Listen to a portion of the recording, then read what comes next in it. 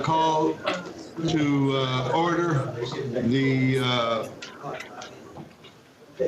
February 10th, 2017 Administrative Committee meeting.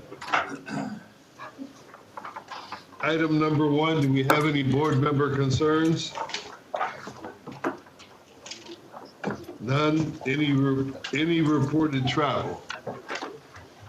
Mr. Chairman, I will be traveling to Sacramento on February 15th for the Air Resources Board meeting. That isn't listed here, just wanted to bring it to your attention. And Mr. Chairman, it appears that I will be traveling to Washington, D.C. latter part of this month, time permitting for making the appointments with the various different legislators in Washington, D.C. We're all wishing you Godspeed. Do any approval of compensation for board member assistants, Mr. Nastri? Yes, we have 2 board member assistant consultants. We have Buford for Supervisor Ashley, and we have Mark Taylor for Supervisor Rutherford. Oh, no, Buford, man. Buford guy, he kills too many people. Okay. Is he there? The Ben is there. No. Hey, man, no. You killed too many people, man. So may I get a motion on this item? I'll move the Not item. approved. I'll second. Any opposition? Oh, no. Would the clerk call the roll? Councilmember Wright? Aye. Councilmember Mitchell? Aye. Dr. Parker? Aye. Dr. Burke? Aye. Motion passes 4-0. Any out-of-country travel, Mr. Nastri? No, Mr. Chairman. Okay. Mr. O'Kelly. Good morning, Dr. Burke, committee members. This first item is the status report. We talked about this last month. It's a new report. It consolidates the projects that this committee and the board have already previously approved, and then talks about projects that are upcoming, several of which are going to be presented to this committee here in the next few agenda items. I'd be happy to answer any questions on this report. Any questions for Mr. O'Kelly? No. Hearing none, item 6, Mr. O'Kelly. Thanks again, Dr. Burke. This item requests authority to execute an administrative services agreement with Los Angeles County Employees Retirement Association. So a little bit of background here. When the district was originally formed, the majority of the employees, or all of the employees, were in La Serra, not in SB Serra, which is where they currently, all our current active employees, except for one, reside. We have about 60 retirees and or their beneficiaries who participated in La Serra.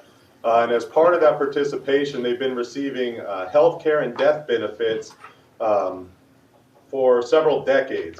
La Serra never had a formalized administrative services agreement with SCAQMD or several of the other participating agencies, and they're seeking to formalize this arrangement.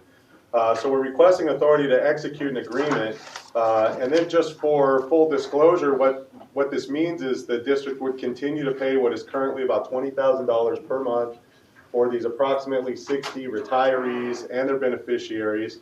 That number is projected to decrease. The district also currently pays death benefits, and there were 4 death benefit payments over the last 12 months. So this is a shrinking population. We've budgeted for this every year. It's about $240,000 currently. And again, we expect that dollar number and participants to decline over time. So with that, I'd be happy to answer any questions. I have a question. I have one question. How have we been executing and paying these amounts without some formalized agreement? So, Dr. Parker, there was a governing board resolution back in 1982 that effectively said to pay these benefits and come back at some other time. I think the authority's generally been provided through the budget. It's an item that's generally, in the time I've been here, discussed specifically through each of the budget workshops. So it's been paid under that authority over the last 30, 34 years, if I'm adding up my numbers right. So we've been paying it vis-à-vis that of this resolution, which is a formalized agreement, but now they want something more directive and definitive, I assume. Yes, Dr. Parker, exactly. Okay. I think the question is answered in the report, but post-employment health and death benefits are not offered under SCAQMD. Is that right? So we do not have that liability under SCAQMD. Yes, that's correct, Councilwoman. And we only have 63 people in this program under LACERA. Yes, I think the number's actually less since we said Okay. 63. So. And so when that phases out, we'll be free of that obligation. Yes. What is the liability? Do we have any idea? I think the actuarial, I'll give you a rough number. Last I looked, it was around the $4 million range. So the projection was based on the expected lifetime of these current retirees and their beneficiaries, and then assuming that healthcare costs go up, I think it was around $4 million if you're going to pay it all up front. Okay. All right, thank you. That answers that. So I will make a motion to approve this item Second, on the staff recommendation. Would the clerk call the roll? Councilmember Benoit, Aye. Councilmember Mitchell, Aye. Dr. Parker, aye. Dr. Burke, Aye. motion passes 4-0. Item 7, Mr. O'Kelly. Thanks again, Dr. Burke. This is a routine item. We're requesting approval to issue an RFP to establish qualified lists for outside counsel. I'd be happy to answer any questions on it. I have a motion on this item. I'll move the item. Move the item. We have a motion and a second. Would the clerk call the roll? Councilmember Benoit, Aye. Councilmember Mitchell, Aye. Dr. Parker, Aye. Dr. Burke, Aye. motion passes 4-0. Item number 8, Mr. O'Kelly. Thank you again, Dr. Burke. This item requests authority to execute amendments to 2 contracts that we have for systems development services. These are contracts that were previously approved by the board through a pre-qualified RFP. These are for 2 or 3 projects that we're requesting authority to do. We want to replace the modem-based emissions reporting system, which probably speaks for itself why we need to do that. Enhancements, maintenance support for our class system, and modernization of the system that we use for calculating the air quality index. So these are budgeted funds. We're not asking for additional funds, and these are with contractors that were established as pre-qualified by the governing board previously. Be happy to answer any questions. Any questions from my colleagues? I'll move the item. I'll second the item, and thank God we're finally getting off the AOL technology. Would the clerk call the roll? Councilmember Benoit, Aye. Councilmember Mitchell, Aye. Dr. Parker, Aye. Dr. Burke, Aye. motion passes 4-0.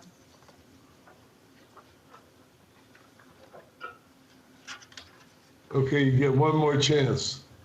Thank you, Dr. Burke. We saved the best one for last, for my items, that is. This is a request to execute a contract for the information technology review. This is an item that was requested by the administrative committee. We put out an RFP. We received 4 proposals. 2 of them didn't meet the minimum technical scores. The 2 that did are very close in cost. Sonera is who's being recommended. They had a higher technical score. In addition to that, the second scoring contractor actually does some systems development work for us. And I think it makes sense from an independent third-party perspective. They would have less of, I'll say it just probably makes more sense from an independent third-party perspective to go with the contractor that we're recommending that's about the same cost and has a higher technical score. And with that, I'd be happy to answer any questions. Any questions for Mr. O'Kelly? Nope, happy to move the Accept item. the motion. I'll second. Okay. Would the clerk call the roll? Councilmember Benoit, Aye. Councilmember Mitchell, Aye. Dr. Parker, Aye. Dr. Burke, Aye. motion passes 4-0.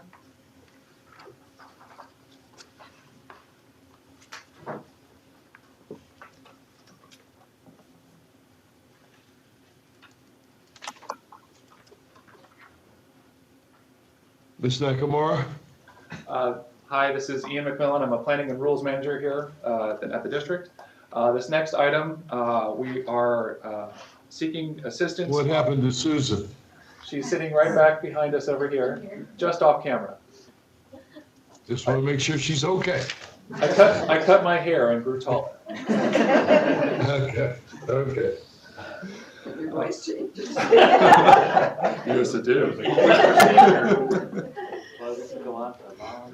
All right. So with this item, we're seeking assistance for multiple contractors to help with the AB 2588 program. This is primarily to assist with the implementation of the new risk guidance from OEHA.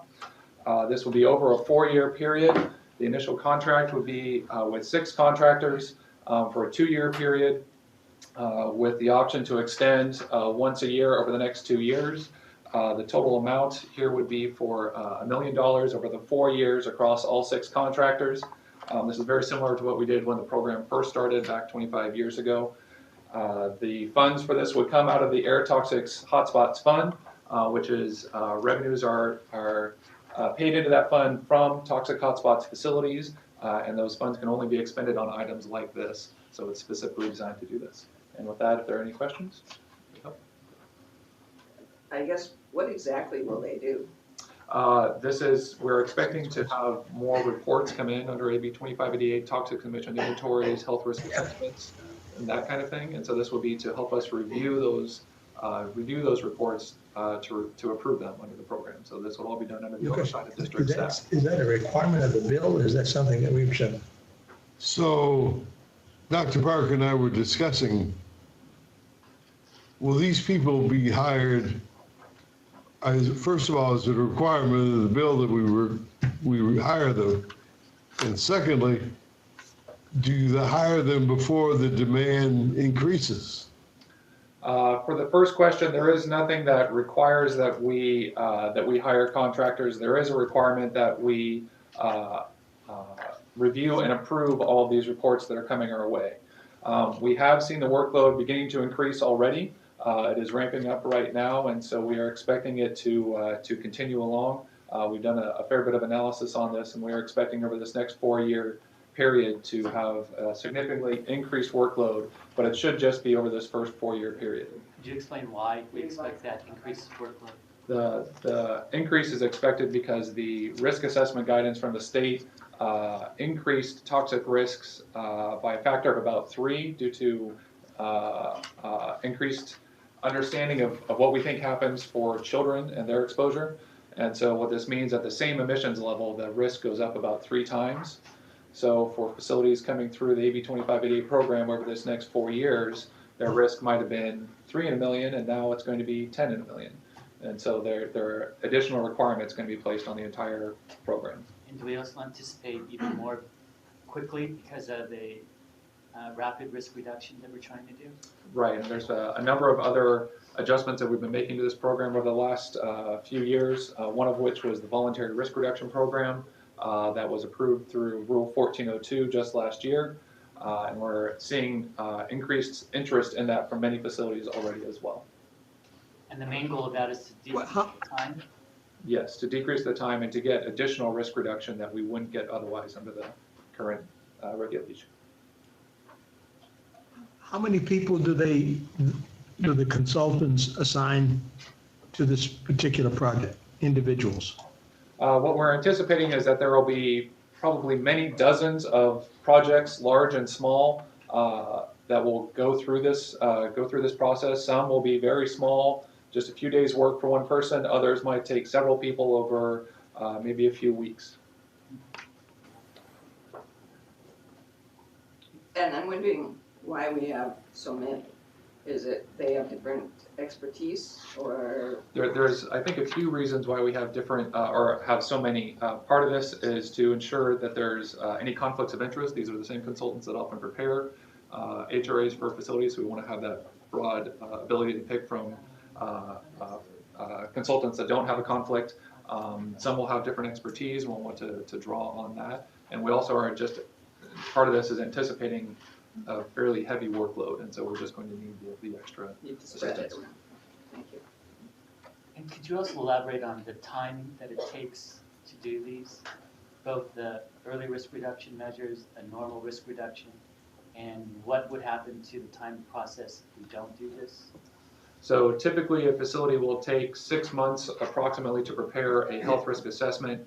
The review process by statute is up to a year to review and approve an HRA. It can happen certainly sooner. We're looking to do it sooner. But with the amount of work that's coming through, if it can't get done, it can extend many, many months and maybe even years beyond that. And so this would ensure that this is all of the reviews and approvals are occurring within less than a year, and hopefully much less than a year. So once we get the health risk assessment and we reviewed it, then what is our action that we do after that? So for a health risk assessment, once it has been approved by the district, and it also has to go up to the State Office of Environmental Health Hazard Assessment for their review, and they get 6 months for their own review.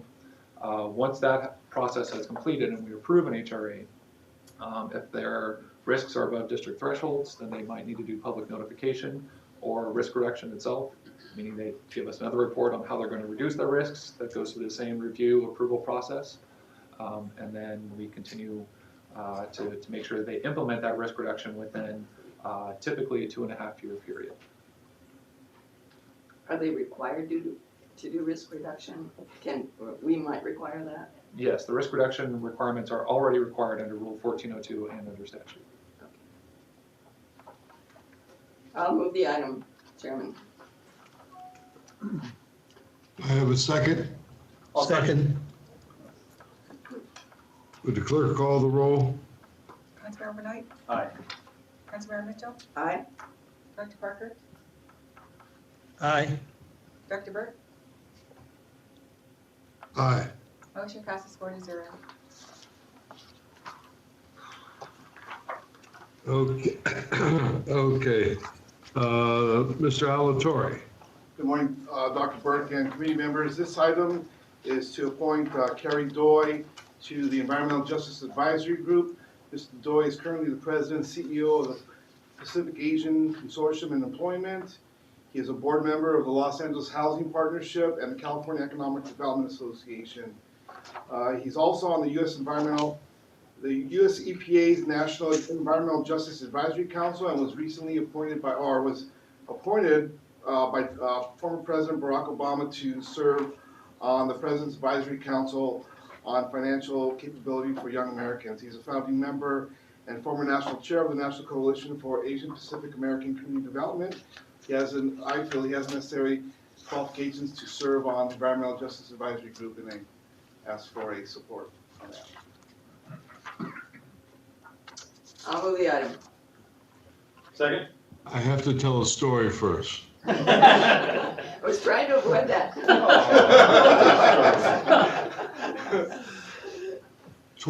About 25 years ago, I've known this guy forever. About 25 years ago, I was on a trade mission to Korea. I was in Seoul, Korea. And Kerry was on the mission with me, along with a number of other people. And he's a baseball fanatic. He loves the Dodgers. So the Dodgers were in the World Series. So it was 16 hours ahead in Korea, right? So Marie Patrick, who is my assistant right now, was in the United States, and she would call me every morning to give me what was happening in the United States and give me the ball score. So I would go down to breakfast, and Kerry would be sitting there and say, "I can't wait for those Dodgers to play today." So I said, I don't think the Dodgers are going to win today. I bet that guy on the Dodgers knowing the score for 4 days in a row, okay? This guy lost every day. Got to be the fifth game. So Marie calls me and she says, "You're not going to believe this. The Dodgers won by 6 runs the World Series." I go down to breakfast and I look at Kerry, I said, "I'm tired of taking your money. I'm gonna give you 5 runs.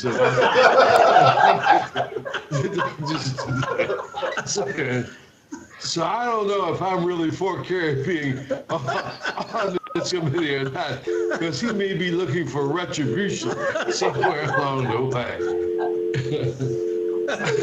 Okay, we have a motion and a second. I want to know, when did he find out you had advanced I notice? told him. Your call cannot be I continued. told him I couldn't keep it. It was too good to keep to myself. Again, It was too good to keep to myself. for assistance. Something is wrong. Oh, So do we have a motion on this? yes. Do we have a motion? And a second, so will the clerk call the roll? Councilmember Knight, Aye. Councilmember Mitchell, Aye. Dr. Parker, Aye. Dr. Burke, Aye. motion passes 4-0. Okay, Mr. Alatorre, your next item is just a receive and file, right? Yes, sir. And then, Mr. Nastri, do we have anything we want to comment on next month's agenda? Just because we didn't get enough fun last month, we want to do round 2. So we'll be completing the AQMP public hearing, or the deliberation on the AQMP. We also have 3 other measures that'll be up. One will be the Rule 1430 adoption, and the other 2 will be reports, one on reclaim, and then the other on the Technology Advancements Office annual report. So I just wanted to highlight those. In the metal grinding? And that's Rule 1430. No, that's 14. Yeah, the metal grinding. And then there'll Okay. also be a discussion on the financing, but that'll be afterwards. Is there any questions by any of my colleagues for Mr. Nastri? Okay, any other business? Any public comment in CC8? Nothing here. No comment here. Any public comment here? Nothing here. So I'll adjourn the admin committee meeting and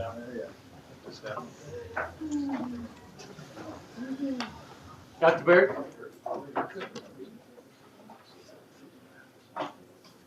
So, No, we just have the tab, but it's at 1 o'clock. so we can't do it now, can we? Because the notice said 1 o'clock. What is this?